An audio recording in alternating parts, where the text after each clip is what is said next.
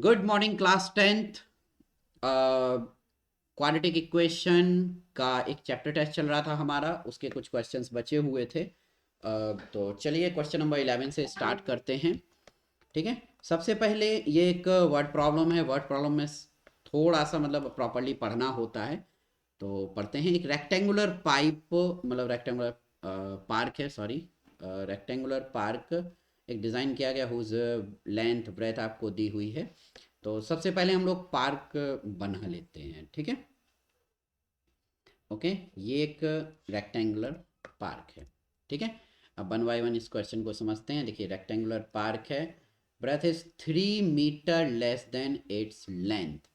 3 metre less than its length, तो आप करेंगे let length is equal to x. अगर हम लेंथ लेते हैं तो हमारी जो ब्रेथ होगी वो होगी एक्स माइनस 3।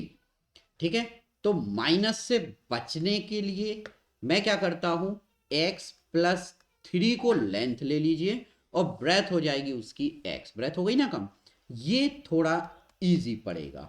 इसको आपने एक्स लिया, ये लेंथ है आपका, ये हो गया ए बी सी और D.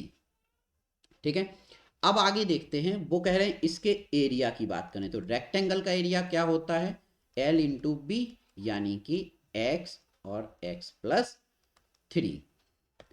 It's area is to be 4 meter square more than the area of park that has already been made in the shape of isosceles triangle। और ये हो गया आपका बेस एज एन ब्रेथ की बात हो रही है।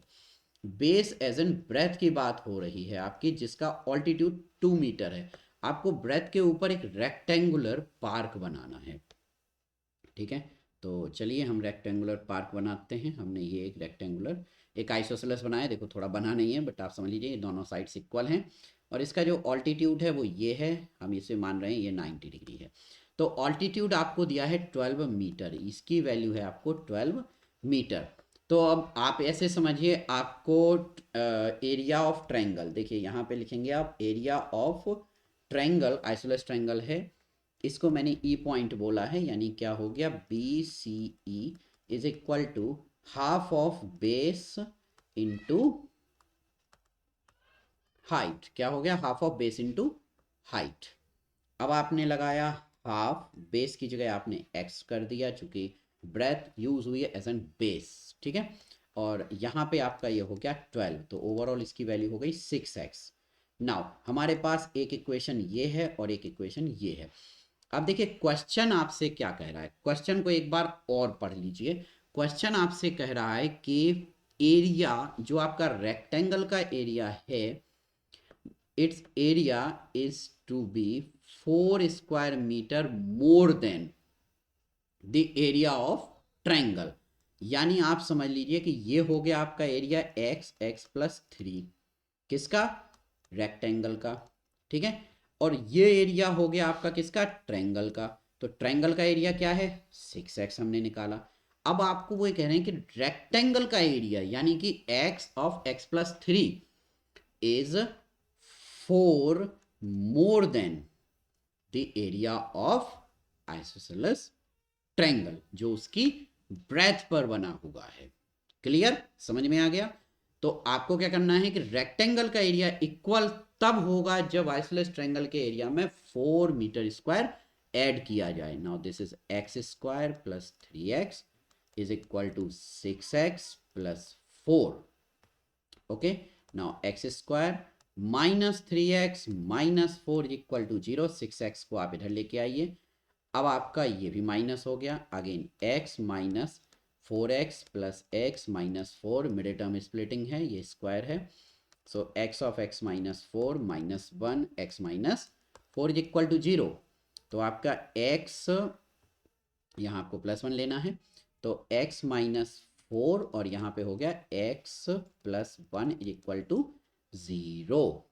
क्लियर, आपको समझ में आ गया। यहाँ मैंने बहुत टाइम दिया है आप लोगों को इस चीज़ को एक्सप्लेन करने में, समझाने में, कि ये जो कंडीशन है ये सबसे क्रूशियल कंडीशन होती है। ये जिस भी बच्चे को ये डेटा अच्छे से समझ में आ गया, उन्होंने आपसे जो बोला है कि is 4 metre more than it's isosceles triangle, जो कि किस पे बना हुआ है, बेस और एंड ऑल, इसको आप अच्छे से समझ सकते हैं, आपको ये क्लियर हो जाएगा।